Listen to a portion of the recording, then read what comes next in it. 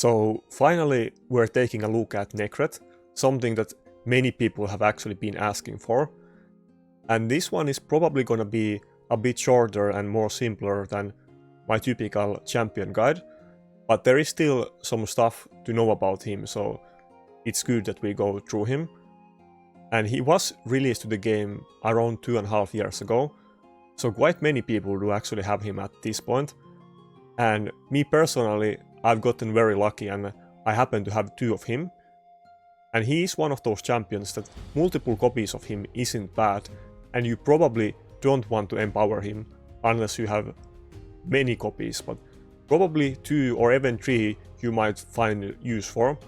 But definitely you want to keep 2 Nekhrets if you happen to get him. But let's first go through his kit and then we will go through his builds and some practical testing. So his A1 is a triple hitter that has a chance to put decrease attack on the enemy. And this skill in general is very good, but you need to be very cautious with this skill in the current arena meta, because there is a lot of polymorph going around. And if you happen to hit somebody with this skill that has polymorph and he gets polymorphed, that means that the champions that he is protecting with his ally protection, they will lose those buffs. So even to me, sometimes I make a mistake and forget about this and I lose fights because of it. But outside of that, it is a very good A1. It's even defense scaling skill, so it is a very good one. But you need to be very careful with this one in offense. Then the A2 is an ally attack, and this has some kind of interesting mechanics because it's only ally attack with one target, the one that he's protecting with his A3 or passive. But if it doesn't kill the target, then it grants him an extra turn. And this can have very interesting synergy if you do have refresh accessories on your Nekhret, because every time you proc them with this skill, that means that you get a free turn and you can use the same skill, and in theory you could do it infinite amount of times. Of course not in practice, because you need to proc it every time, and if the target does die, then you don't get the extra turn. But this can be actually very impactful sometimes, and it's not that rare to proc it, especially considering that this skill will get its cooldown a lot shorter because of his other effects, so you will be able to use this skill all the time. Then we go to his A3, which is of course what he is well known for, and he puts block debuffs, ally protection and strengthen on one target for 3 turns, which is very significant that it isn't 2 turns. And then you're also not able to remove this ally protection, which is of course very good skill and is only 3 turn cooldown. This is one of the only ways in this game to go against speed teams and not be threatened by, let's say, enemy hegemons or some CC champion that goes before your nuker. And most nukers can just take a hit even from the strongest champions if they do have Nekhret protection. Not really always, but generally yes, it kind of depends on nuker and how strong the enemy team is. But especially if you have Nekhret or somebody else in your team in bolster, and then your champion is protected by this skill, it basically can take a hit from anything. And then we go to his first passive, and this gets very interesting. Every time an ally is attacked that he is protecting with his A3 or his other passive, and they don't have a shield on themselves, then Nekhret will put up a shield on them of 30% of his max HP. And of course, this will proc all the time, and it can be very frustrating for the enemies. And if he does proc this skill, then it reduces the cooldown of his A2 by 2 turns, which is very significant. And then when you do take into account that the A2 basically grants you extra turn most of the time, that means that you will also be able to get back your A3 much more often than you would otherwise, and he can rotate his skills very well. Which also means that I often see people building him in resistance, but he actually does pretty well even if he's being locked out. But let's go through that a bit more detail in later. But basically he doesn't really need resistance and he's able to use his skills pretty well even when he's being locked out. But yeah, he will continuously place shields with his passive and his A3. And then if we take a look at his second passive, which is kind of interesting that many of these OP champions have 2 or even 3 passives when most of the champions in this game don't have any passives.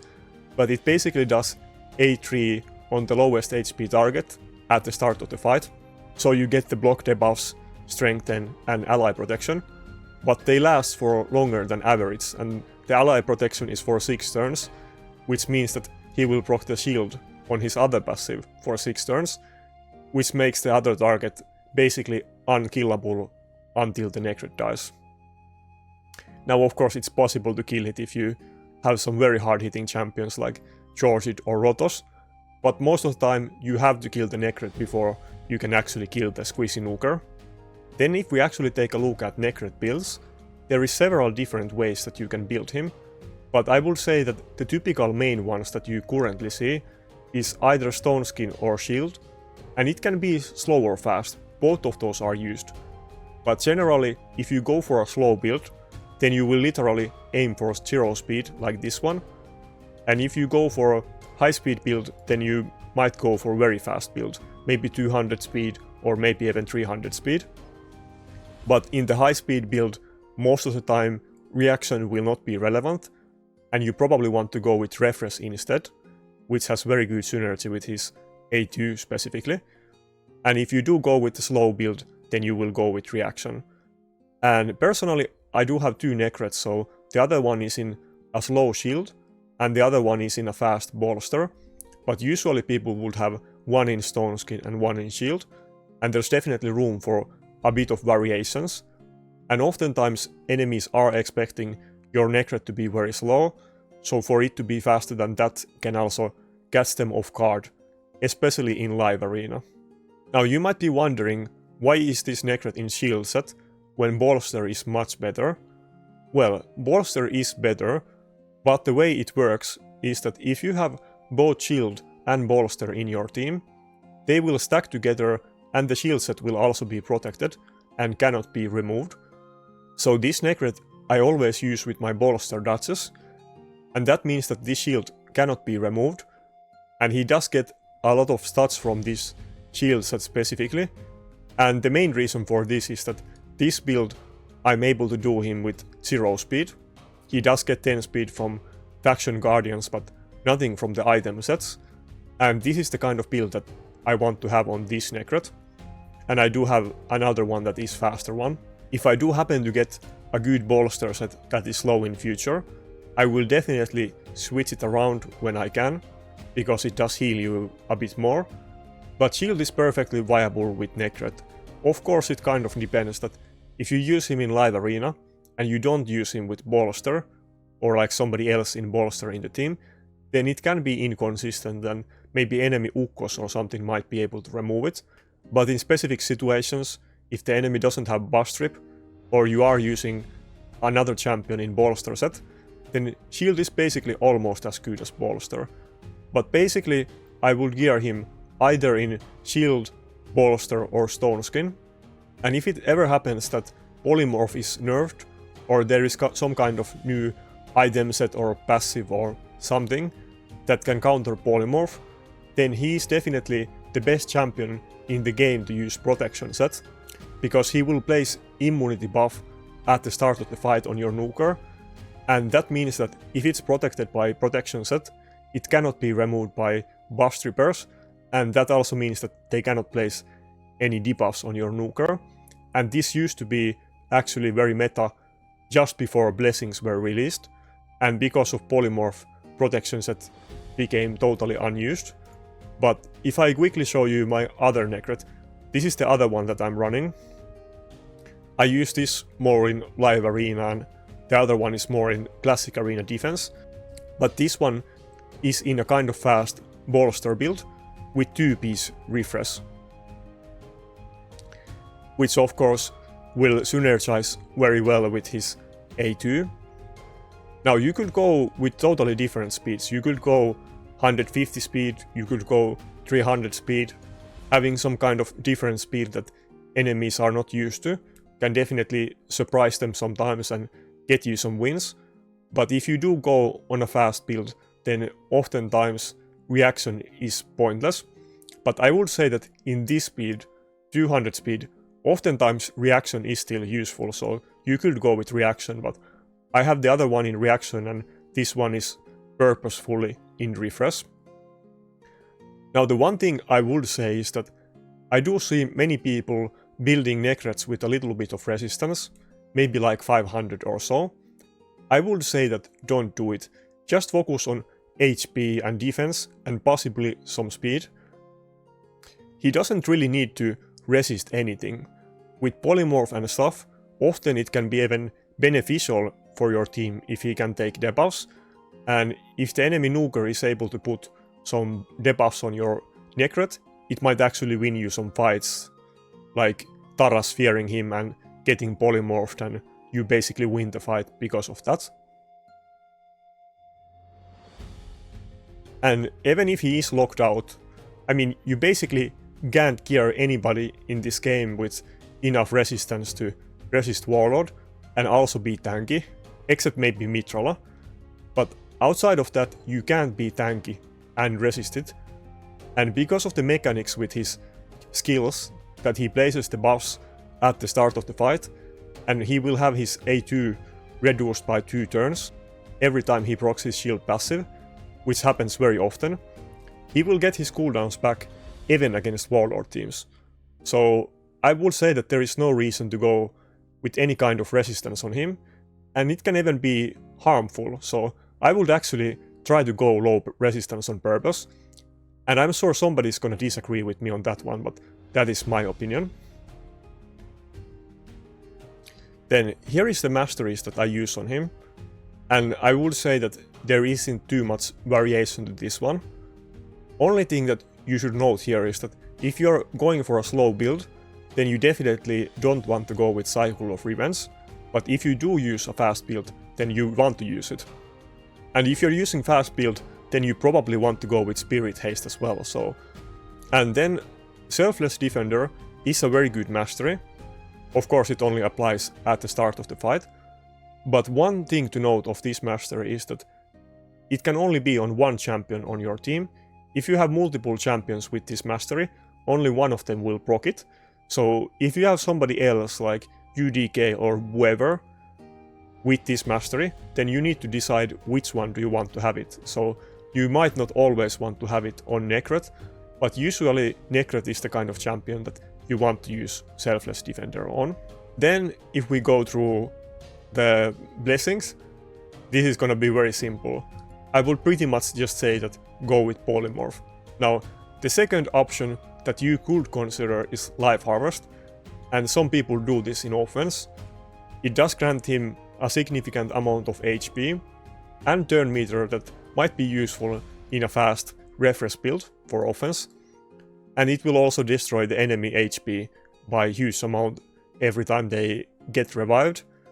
Now, this HP destruction is capped at 60%, so you can have multiple life harvests in your team, and you can have different level of life harvest, but you're not able to destroy anybody's HP by more than 60%, but of course that is a very significant amount. But the mastery that you definitely should go with him is going to be Polymorph. It is just so good on supports and it makes so huge difference, and enemy will use different teams if they see Polymorph, and it basically changed the meta and made stuff like buff strippers like Ceres and Kaimar almost never used because it is so good. And I have explained it many times what it does, but when enemy does a buff strip, you have a chance to proc this skill every time they place a debuff or remove a buff, and one skill can do that multiple times. So Madame Ceres has 3 separate chances to proc Polymorph with his A3 for each champion with Polymorph, and every time Polymorph procs, then it will interrupt that champion, and it will not do any debuffs or damage on that skill after the effect is applied, and it is all calculated in order, so it might play some of the effects and cut the Polymorph in between the skill, and maybe you will get buffs removed, but you will not get attack or defense down on Ceres. It depends at which point of the calculation the Polymorph procs. And I do have a separate video about Polymorph if you want the long explanation. But yeah, basically just go polymorph. I would also say that you probably, unless you're doing a fast build and you have 2 Nekhrets, you probably don't even want to get him to 6-star, because on many champions that you build with reaction and slow on purpose, the speed is always not wanted. And it is kind of the same thing for empowerment as well, and you need to think hard if you want to make a +2 Nekhret or not. But if you do have multiple Nekhrets and you can have a +2 Nekhret and a second Nekhret, then yeah, I would do it. And yeah, I'm sure you guys have seen people use Nekhret a million times, but let's do a couple fights just to get some practical examples.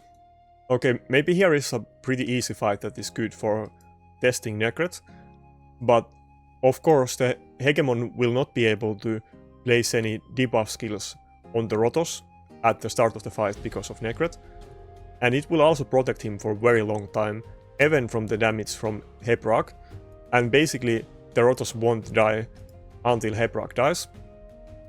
So let's actually try this fight, how long we can stay with only 2 champions, or maybe we can win this fight.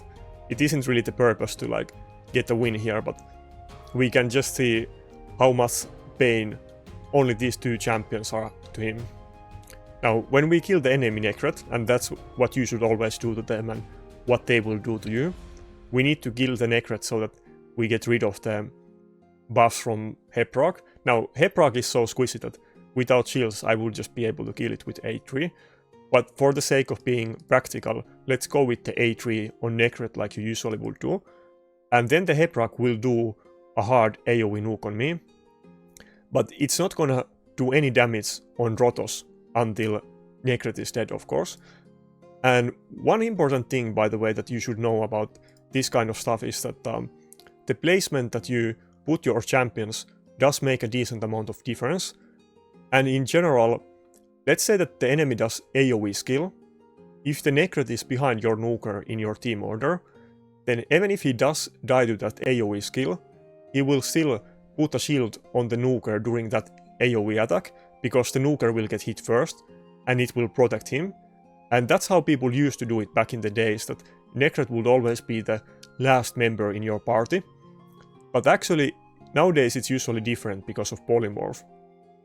And it's basically the same thing, but for opposite effects. That let's say that enemy Kaimar does a buff strip, and the Nekhret is before your Rotos in team order. If polymorph procs on Nekhret, then Rotos will not get his buffs removed. So I would say that if you don't have polymorph, then you want to place Nekhret as the last one in your team. And if you do have polymorph, then you do want to place him first in your team. Maybe here is another good example that this guy does have a warlord, so we will get locked out, but probably we might be able to survive long enough that Nekhret will actually be able to use his skills. It kind of depends how much damage he does to the Rotos and is he actually proccing the passive. But I think probably yes. Let's just let's not kill his Stranda. Let's let him do a few turns and do damage to us so that we can see that Nekhret actually gets his skills back even against Warlord. So as you can see here, there's only 1 turn left of this A2, even though it's a 4-turn cooldown skill. And that is because of the passive, so next turn we will definitely already have the A2, even if the enemy does have a Warlord in his team. And that's why you definitely don't want to go with any resistance.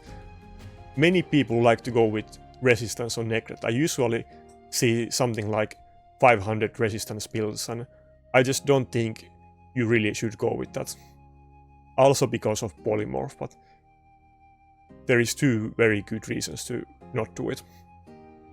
Okay, now he got locked out because of the Hegemon block skills debuff, so that's why he wasn't able to do A2, but you get my point. Anyway, I don't think there's that much to it. I didn't want to make too long video for no reason, but a short guide with the precise information that you need to know about Nekhret. But yeah, that's it for this video, and good luck with your arena.